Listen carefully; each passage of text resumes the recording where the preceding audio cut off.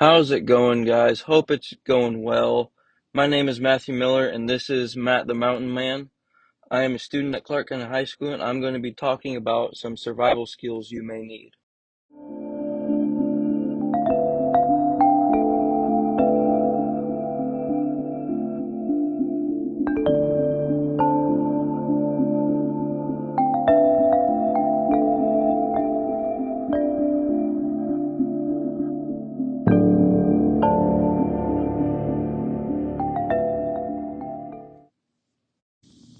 All right, we will be talking about some situations hopefully you will never be in and how to handle them.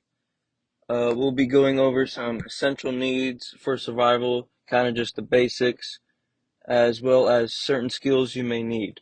So without further ado, let's get into this podcast.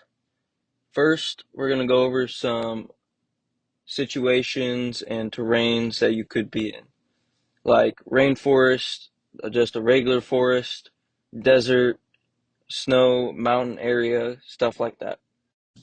Now, the same things apply to all of these terrains, which is in this order: shelter/safety, rescue, water, and food.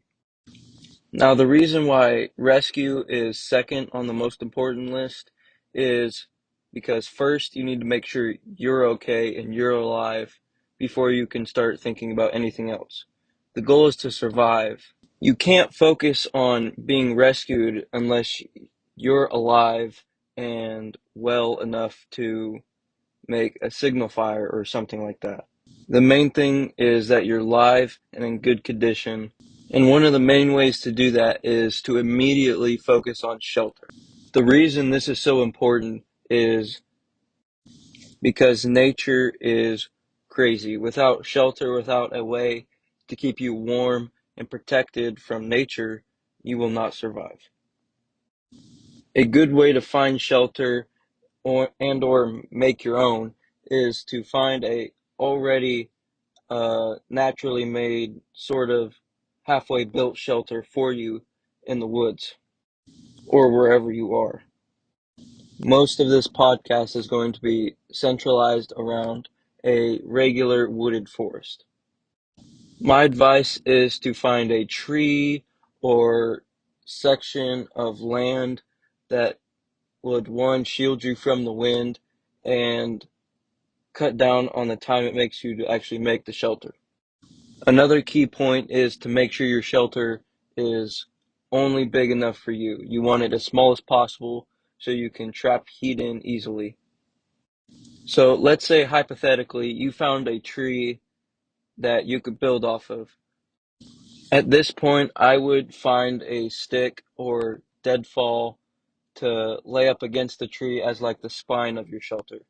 You want the top of your shelter to be about belly button height, so it's not too big, but enough for you to still fit in and get into.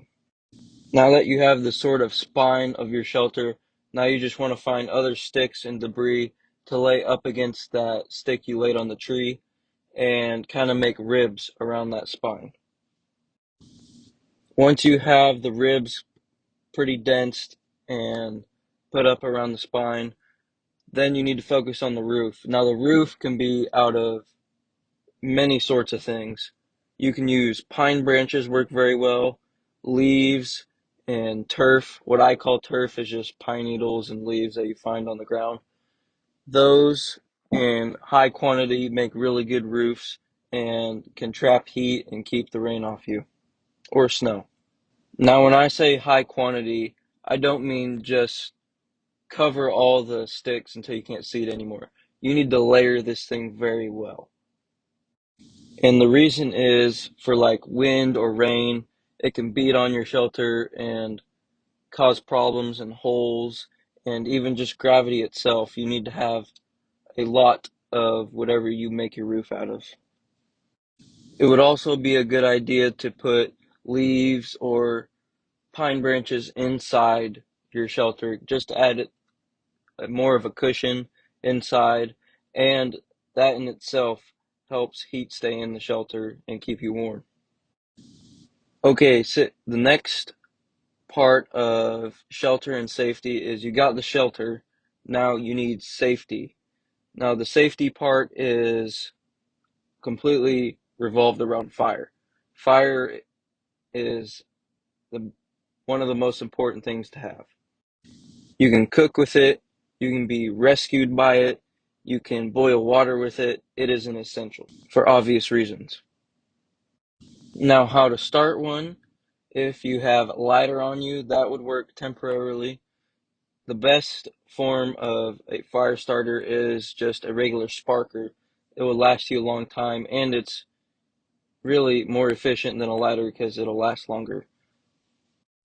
Great fire starting material would be, like here in Missouri, we have this thing called cedar wood. I'm sure it's common in other places too, but its bark, when dry, is very, very flammable. It is flaky and it just works very well. If you don't have any dry, really good fire material, you can start one by simply using the burrs off your socks. Like if you have wool socks, you can just pick at your socks and then you will get a nice little nest of cloth that you can easily light. This is a very good method, and you're going to find that a lot of the stuff you just throw on your back are great survival tools. If you have a backpack, the foam inside the straps, that works great for fire starting. Another key factor to getting a fire going is to have all of your kindling and your wood already set up so you don't have to go get it and risk the chance of your fire going out.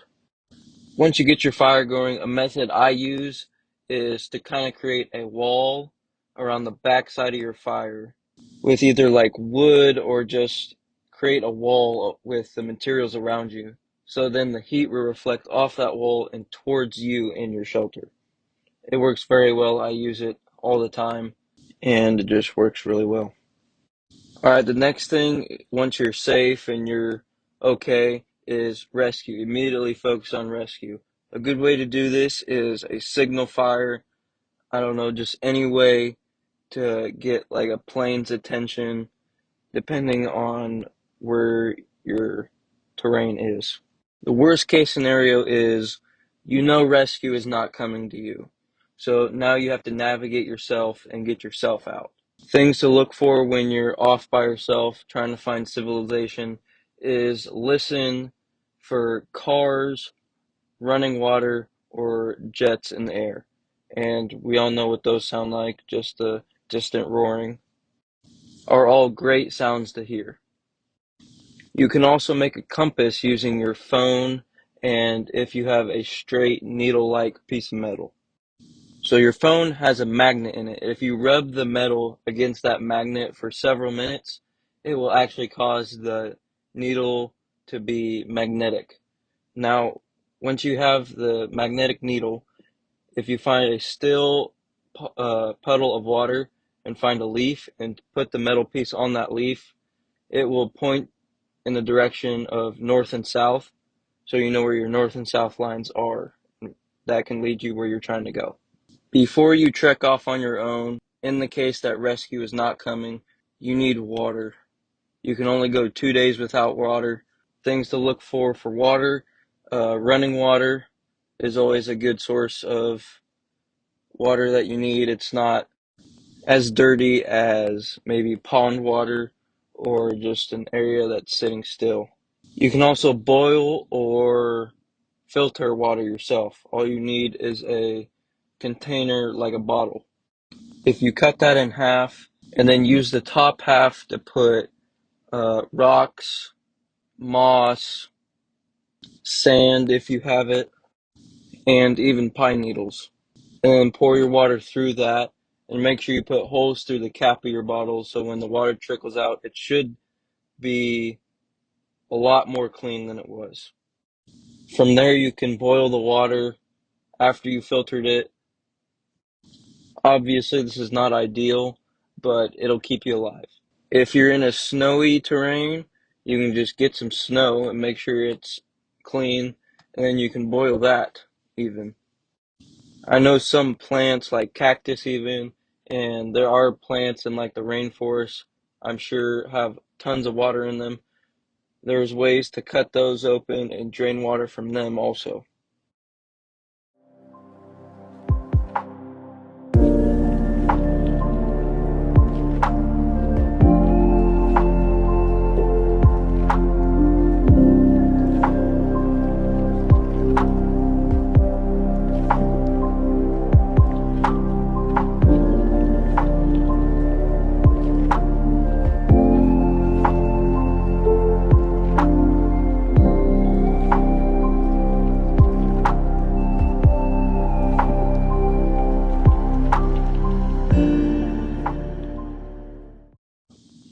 All right, we talked about some ways to better your chances in the wild and situations you may be in. Once again, I am Matthew Miller, and this is Matt the Mountain Man. Thanks for watching, and I will see you next time.